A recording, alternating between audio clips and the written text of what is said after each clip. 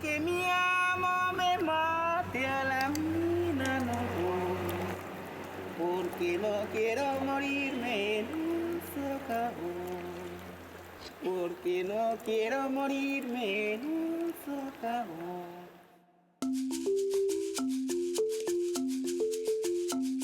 Cualquier candidato que esté respaldando con dinero del Medoro es enemigo de Marmato. Estamos en un país terriblemente desigual, estamos en un país donde no hay empleo y muchas personas van a querer sacar oro de manera legal o ilegal. Hay mucha delincuencia, que si usted coge un orito, él mismo lo quieren quitar, lo quieren atracar. Y Santos, que es un irresponsable, levanta la teoría de que es que todos los pequeños y medianos mineros o son paramilitares o son guerrilleros. Vamos a hacer una minga.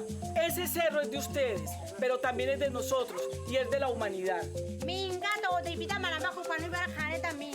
Respeten nuestra región, respeten la ecología, que la virtud del respeto es muy única en la vida. ¿Qué será de los mineros? ¿Qué será de los mineros? Cuando los gringos lleguen, no sé dónde van a quedar. ¿Qué será de los mineros? ¿Qué será de los mineros? Cuando los gringos lleguen, no sé dónde van a quedar.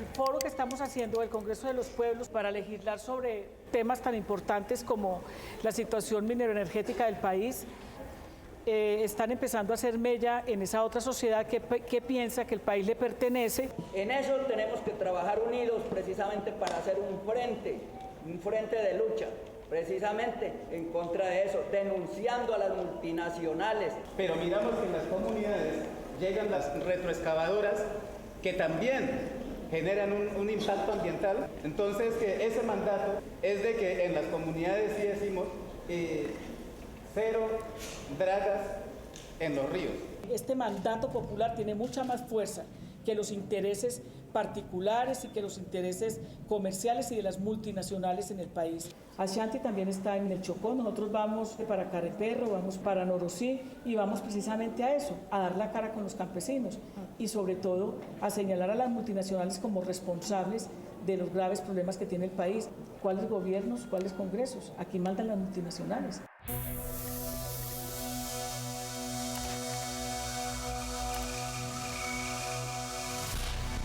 Colombia se ha caracterizado por ser un país fundamentalmente agrícola que se precia de figurar entre los 3 más biodiversos del mundo.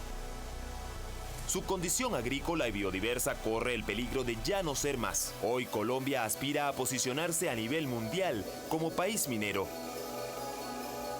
Y para lograrlo cuenta con los buenos oficios del capital transnacional. Esta tendencia, que ya genera protestas masivas, definirá las agendas políticas del siglo XXI.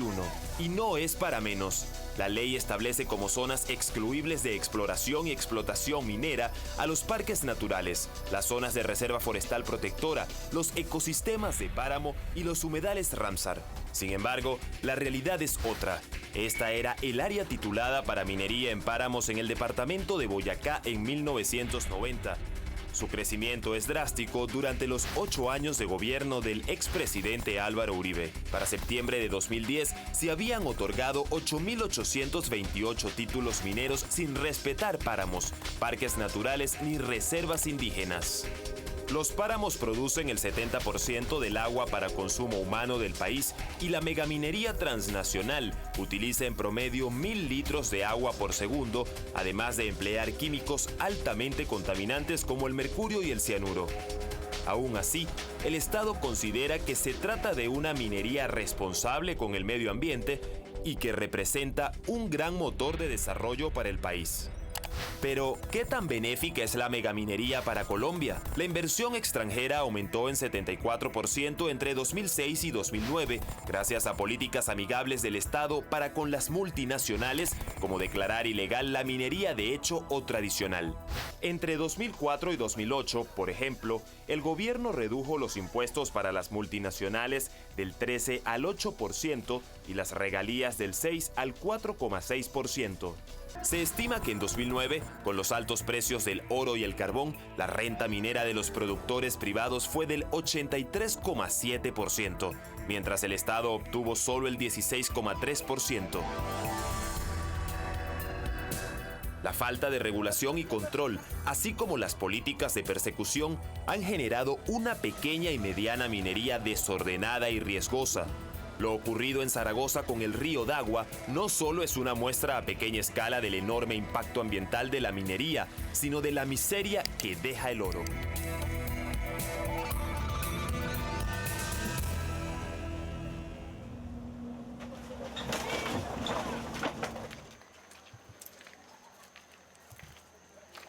¿Qué hubo, hermano? ¿Están sombrerados y todo? ¿Más bien o no? ¿Cómo han estado? Cuéntame, Sandrita, cómo fue la historia. Yo estaba lavando una ropa. Entonces sacaron una tierra azul. Pues yo llegué y la cateé y tenía unos moritos. Pues entonces yo vine y la avisé, pues le mandé a mi hermana que le dijera a la gente que fuera a la minera, porque si salió eso era como para todos los de aquí, pues. Y cuando ya vimos, pues vino toda una aventura y de toda parte y quedamos jodidos. ¿Y ustedes qué pueden decir de cómo les cambió la vida la llegada de todas esas retroexcavadoras? Para mí hubiera sido mejor que no hubiera llegado retroexcavadora. ¿Por qué? Porque hay mucha gente muerta, por lo menos mi mamá, acá hay mucha gente que quedaron tapados y toda la cosa. Y hay mucha delincuencia, que si usted coge un orito, ahí mismo lo quieren quitar, lo quieren atracar. El barequero lo que come es pura miseria. Si nosotros estamos comiendo la carne, los perros están comiéndose los huesos, ¿cierto? Aquí a veces pasa así. Los que se llevan la plata son los dueños de retro. ¿Y los de las retroexcavadoras? La mayoría de los dueños, ¿de dónde eran? Había muchas personas que venían de otras partes, de China, de otro lado, venían apoyadas de la misma gente coreanos, de aquí. Apoyados por la gente de aquí. Igual. Por las autoridades que les permitían entrar. Sí, pero a ellos les permitieron, ellos consiguieron la riqueza y se abrieron.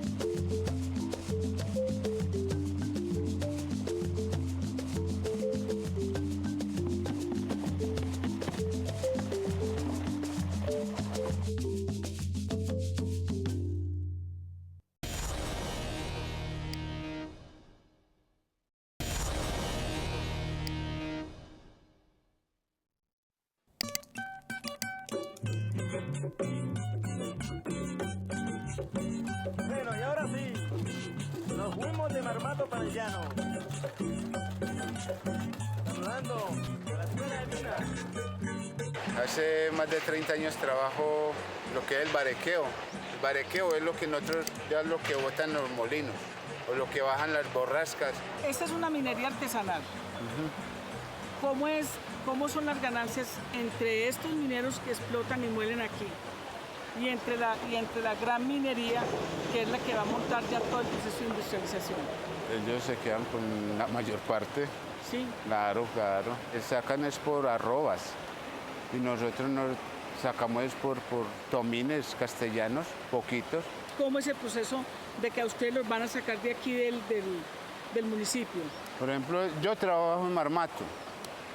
No sé cómo irán por ejemplo, a cuadrar esta gente, porque los grandes mineros ya vendieron sus casas, vendieron todos sus terrenos, sus molinos, sus minas, y ya le quieren comprar al pequeño minero su casa, su minita, y no los quieren como reubicar, quieren tome y váyase. Doctora, ¿cómo está? Muy buenas tardes. Hombre, ¿bien o no? Bienvenida ¿Cómo te a ha este ido? pequeño poblado de Marmato. ¿Cómo le ha parecido hasta ahorita? Muy lindo, muy lindo. Mineros, muy diferente. Muy diferente, diferente a todos. Sí. ¿Por qué me dices eso? Este pueblo es diferente a todos, no tiene nomenclatura, las calles son empedradas, faldudas, estamos en un filo, pegados de los hilos de Dios, que nos protege porque tenemos enemigos muy poderosos en el gobierno. Sí, ¿como quiénes? El hermano del presidente es socio de la compañía. Sí. El hijo del presidente Uribe es socio de la compañía.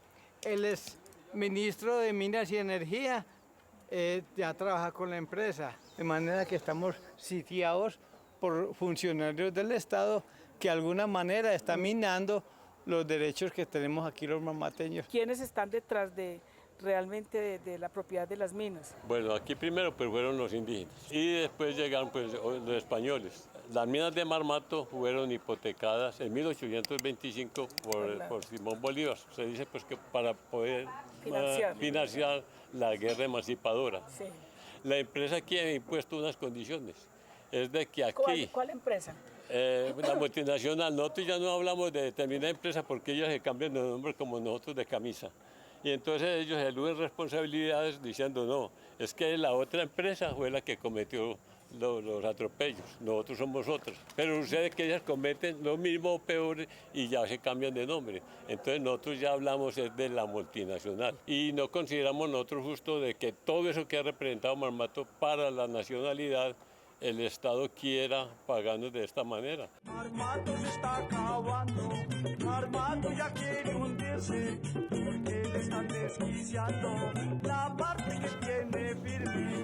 Y yo como estoy nervioso, ya voy a vender la mina, voy a salirme de pobre, a salirme de la ruina.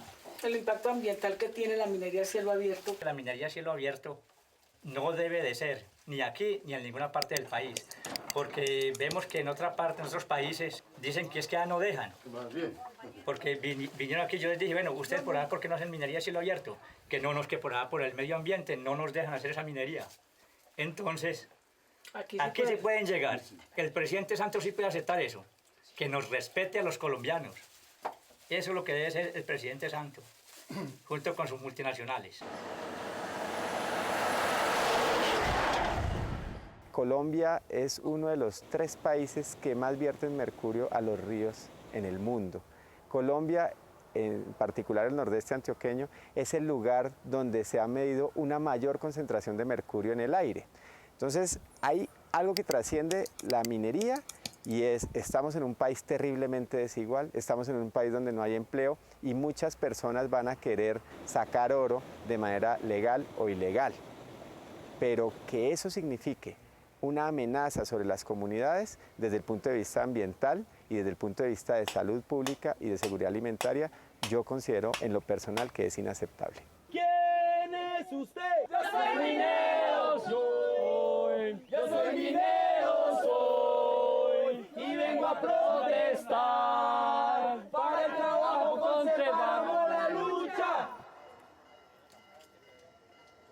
¿Por qué le duele tanto al gobierno que los nativos exploten lo que tiene a sus pies y prefieran entregarle esto a una multinacional que nos va a explotar y nos va a dejar un desierto? ¿Después qué? ¿Qué más, hombre? ¿Bien o no? Bien, sí, señora. ¿Cómo te ha ido? Bien, sí, señora. ¿Cómo está? Muy bien. Pues ahí hay un ingeniero que la va a atender, pero no hay así quien tenga la vocería para... ¿No? No, señora. Buenas. ¿Cómo bien, está, ¿y tú? doctora? Muy bien, el 15 Muy varios. bien. Pues seríamos como interesados de saber de cómo van a evitar el impacto ambiental de la minería a cielo abierto. La parte del proyecto, del macroproyecto como tal, la parte social, nosotros aquí no tenemos pues como conocimiento ni tenemos ni tampoco pues como la autoridad ¿A quién tengo para que decir. buscar? ¿Quién es el presidente o la presidenta de la empresa? La presidenta es María Consuelo Araújo. Pero ella se encuentra aquí en Bogotá. En Bogotá. Oye. Sí. Esta minería en Colombia no es la minería de cualquier momento de la historia, sino la de este momento específico. O sea que es la minería de la época del libre comercio, del neoliberalismo, del consenso de Washington. Esas políticas ¿qué obligan a Colombia a hacer? Primero van a desindustrializar o nos están desindustrializando y va a ser más ahora con los TLCs. Al mismo tiempo nos van a imponer la especialización en cultivos tropicales y perder el resto del agro. Ya perdimos el trigo, la cebada, casi todo el maíz, pero vamos a perder el arroz y muchísimas cosas más. O sea que aquí no tenemos una minería que le va a sumar a la industria y al agro, sino que lo que tenemos es una minería que va a sustituir la industria del agro. Y cualquiera que recuerde un poco la historia de América recordará que eso fue lo que hicieron los españoles. Es una minería de tipo colonial.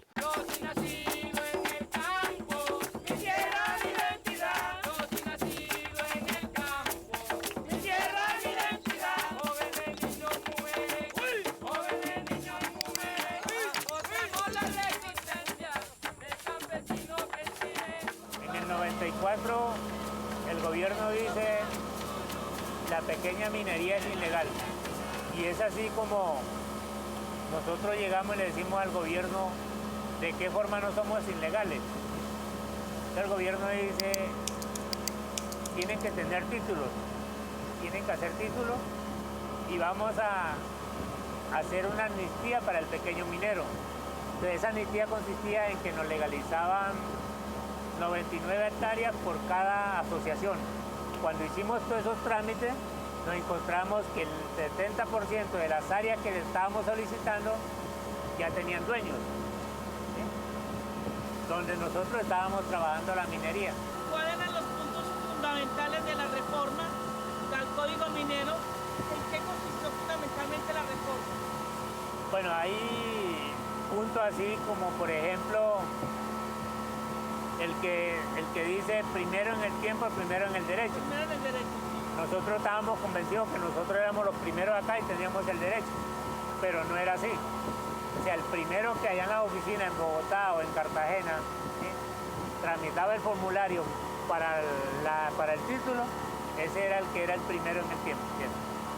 Pero el otro también es como ese que ha estado en toda la reforma y es que tiene derecho a una concesión minera, a un título minero, aquel que tenga la capacidad técnica, económica y ambiental.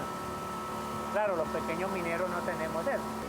Este río Magdalena en ese momento empezó a ser, decimos, masacrado, sitiado, ¿sí?, por los paramilitares, y decimos que la fuerza pública, o sea, mientras los paramilitares en los puertos hacían retenes, bajaban la gente de las chalupas y las mataban, la guardacostas de la naval patrullaban por el río. O sea, ahí entendimos nosotros de que había una alianza entre fuerza pública y paramilitares, pero también había todo un interés del gobierno facilitarle a las multinacionales, ¿no? Hoy se legisla para la muerte y hoy se legisla en contra del pueblo colombiano. Esta es la quebrada de Norosí.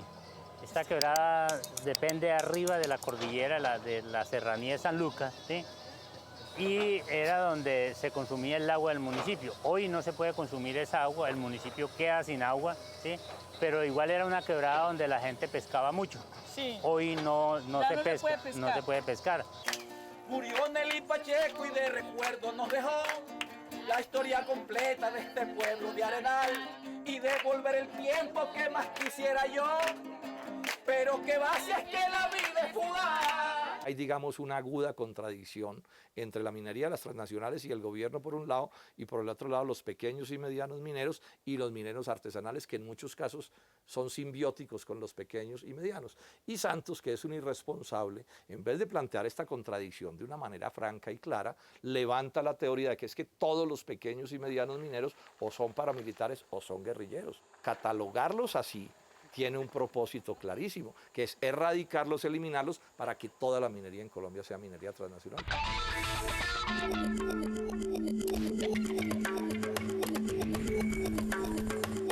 El gobierno de Juan Manuel Santos otorga al sector minero energético un papel primordial y lo incluye entre las locomotoras que jalonarán el crecimiento económico del país, junto con las de la agricultura, la vivienda y la infraestructura.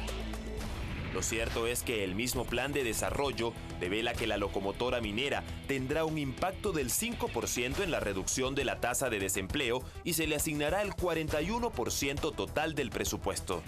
Sin embargo, aunque se espera que la agricultura impacte en 50% esa misma tasa, su inversión será inferior al 5% del presupuesto. No se toma en cuenta que un territorio sirve una sola vez para la minería y a sucesivas generaciones para la agricultura. es justamente el territorio, el eje del conflicto socioambiental generado por la minería. La inversión transnacional exige del Estado un marco jurídico propicio, infraestructura interregional y seguridad en el proceso extractivo. En el cumplimiento de estos requisitos, se han violado sistemáticamente los derechos de las comunidades indígenas y afrodescendientes que, olvidadas por 2 siglos del proyecto nacional, hoy descubren que el Estado ha concesionado sus territorios ancestrales a la minería extranjera. En virtud de la reforma 1382 de 2010, se declara a la minería como de utilidad pública e interés social, priorizando este empleo del suelo frente a cualquier otra actividad y uso. Según Bernard Vigras, la Agencia Canadiense para el Desarrollo Internacional y el Banco Mundial asesoraron dicha reforma. Se le ha dado dinero al gobierno colombiano para ayudar a cambiar su legislación ambiental con el fin de ser más flexible y más favorable para las empresas mineras, denunció este congresista canadiense. No deja de ser llamativo que sea justamente Canadá la sede de algunas empresas mineras transnacionales que operan en Colombia y otros países latinoamericanos. El acompañamiento a la industria que plantea el Estado a través del Ministerio del Interior para mediar con las comunidades se ha traducido en violencia. Los pueblos asisten hoy a la militarización de sus territorios y al consecuente desalojo forzoso de sus predios. El paramilitarismo también se hace presente allí en donde el subsuelo es rico en recursos minerales. Más vale el agua que el oro, es el clamor de las comunidades desde el río Bravo a la Patagonia. Los casos de la Medoro en Marmato, que plantea a ese pueblo histórico mudarse de lugar para que pueda entrar en acción la minería a cielo abierto, y el de la Muriel Mining Corporation, que pretende explotar el cerro sagrado Careperro de los Embera Catío, muestran claramente que del triunfo de las comunidades en su lucha por el territorio depende no solo su suerte, sino la de Colombia, su biodiversidad, su agua, su soberanía y su futuro. Es una desgracia para la comunidad afro y para la comunidad indígena, que fueron históricamente arrinconados en las regiones más apartadas del país. Allí los dejaron en un lugar donde no estaba, pues estaban lejos de la civilización, entre comillas, lejos del progreso, lejos de las tierras productivas, pero no se sabía en ese tiempo, o se podía saber, no sabemos desde cuándo, del potencial minero energético de estas tierras. Y entonces ahora resulta que las comunidades indígenas están asentadas en lugares donde hay grandes yacimientos de oro, cobre, molibdeno, carbón, petróleo. Padre, y este cerro que vimos ahora allí es el cerro Careperro. Sí, es el cerro Careperro o Jaicatumá, que es cerro sagrado para la comunidad para embera. la comunidad embera, sí. Padre, y aquí hubo un bombardeo cerca de las comunidades indígenas que están ahí en Guayabero. Sí, el 30 de enero del 2010 hubo, hace poco. Sí, hubo un bombardeo y la disculpa del ejército era que habían visto salir humo y que pensaron que era un campamento guerrillero. Sí, pero además no fue la única vez. Esta comunidad donde vamos a estar esta noche fue bombardeada.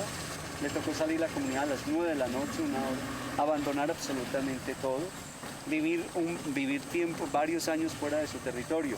Regresaron en el 2008 y en diciembre del 2008 llegó el ejército, invadió su cerro sagrado y el 3 de enero entró la empresa. Entonces toda la comunidad se moviliza para defender su cerro. ¿Cómo es que llama la empresa que hay En aquí? ese momento era la Muriel, que Muriel, tiene un sí. contrato de riesgo compartido con la Río Tinto, que es una de las multinacionales más grandes del cobre. Entonces, cuando se anunció que iba a entrar esta empresa a hacer exploración, se presentaron varios suicidios en la comunidad, porque la comunidad había experimentado el desplazamiento y en el desplazamiento desaparecieron personas, la gente sufrió muchísimo. Entonces la gente tenía muy vivo esa realidad.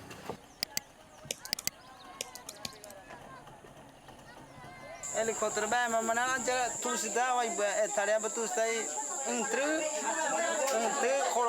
Primero estaban los ejércitos allá. Bueno, luego subieron ellos, subieron allá 1.200 indígenas entre mujeres, jóvenes, hombres, niños. Fueron allá y rozaron como una hectárea, cortaron palos para que no cayera el helicóptero. Y lo empezaron a chuzar para que no aterrizara el helicóptero. Gobernador, ¿cómo se lograron organizar ustedes para resistir la entrada de la Muriel? Vinieron ahí ejército con con su arma. Entonces ahí yo pensó, yo solo no se puede. Él ofrecía plata, cuántos millones quería. ¿Y ellos tienen licencia de explotación del cerro? Según dice la calle, siempre que tiene ya, creo que está lista para desplazar eso, caliperro, que tiene todo la lista, la mapa, que tiene todo para explotar. Vamos a hacer una minga, y esa minga va a ser para impedir el despojo del territorio y para impedir la explotación del cerro sagrado, Careperro. Ese cerro es de ustedes, pero también es de nosotros y es de la humanidad. Bueno, mingata o de pita malamba kupani bara khane ta mingata. Khane mangta kuwa jita kwa daji ta jina wa mena entara. No anti khari bata e patana. Mawena mangkhana apaki wa hidai da mo jon rabara so ke bare.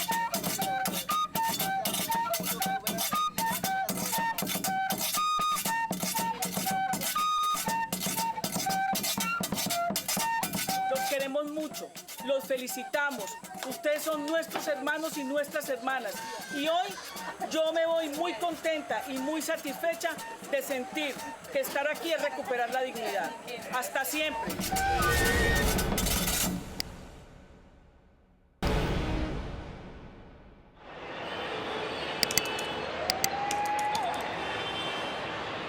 Cuando llegan estos grandes mineros y hacen un hueco de 600 metros de profundidad en 25 años, entonces yo expongo a las condiciones ambientales una cantidad de materiales que son venenosos, que son tóxicos, entonces voy a contaminar de manera irreversible el agua y también hay que decir que el riesgo es muy alto porque esa contaminación puede perdurar durante centenas o miles de años. ¿Y será que los señores mineros se van a quedar regulando pHs de aguas durante 100 o 200 años cuando se pretenden ir en 15 o en 20? No. Y entonces aquí retomo a Joan Martínez Alier, que es un economista muy reconocido, y es que a nosotros nos imponen la regla de San Garabato. Compre caro y venda barato. Esa es la política económica de este gobierno. ¿Cómo es posible que eso esté sucediendo en un país que es hoy el sexto país más desigual del mundo? Tierra llegó un fulano llevándose todo mi oro, vestido de blanco entero y con acento extranjero. Estamos aquí en Ingeominas, compañía de la desaladora Daiga Galvis. Vinimos a una reunión con el doctor Paredes para averiguar sobre el tema de licencias, sobre el tema de concesiones, de exenciones, de todo esto. Pero pues él dice que no está autorizado para hablar y que solamente lo puede hacer el ministro. Echa para allá, fuera de acá, papá, no vuelve a robar peor, señor. En términos generales de lo que es el tema minero en el país es muy desolador. Las autoridades están como una especie de ejército de ocupación de las regiones. Ejército de ocupación al servicio de las multinacionales y a perseguir, a desaparecer y a desplazar a los campesinos y a las campesinas negras e indígenas del país. Y de aquí no me voy, de esta tierra yo soy. Mi alma es como los ríos, camino recorrido. ¿A dónde fuiste? Mi oro, me dejaste mi oro. Como el panorama se ve tan depresivo, hay diversas maneras de tratar la depresión. Y una manera muy usual en países desarrollados es meterse pepas, Prozac. Entonces el Prozac en este caso puede ser vámonos a ver televisión y olvidémonos de lo que está pasando en el país. Pero yo creo que la otra manera mucho más sana de salir de la depresión es salir y enamorarse. Y yo creo que tenemos que hacer eso en este país. Tenemos que salir, enamorarnos de los páramos, enamorarnos de las montañas, enamorarnos de los ríos, del agua y de la gente. Y a partir de eso tenemos que pensar si es bueno quedarnos quietos o tenemos que movilizarnos y salgamos a decir no queremos esto. Con el idioma del alma y en tono del sol mayor, yo le traje esta tonada para que llegue al corazón. No cargo miedo ni pena y eso de lo por hecho. Yo soy persona buena y reclamo mis derechos. Respeten nuestra región, respeten la ecología, que la virtud del respeto es muy única en la vida. Siempre vivamos unidos reclamando lo que es nuestro. Yo sé que en este mundo cada quien tiene derecho. ¿Qué será de los mineros? ¿Qué será de los mineros? Cuando los gringos lleguen no sé dónde van a quedar. ¿De dónde sale la energía? Un hombre o de una mujer de Jiguamiandó o sur de Bolívar, donde nos pudiéramos decir que tuvimos una serenata de cantos de resistencia cultural.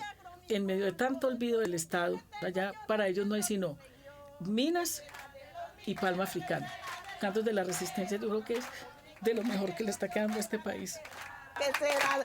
Minero, ¿qué será de los mineros? Cuando los gringos lleguen, no sé dónde van a quedar.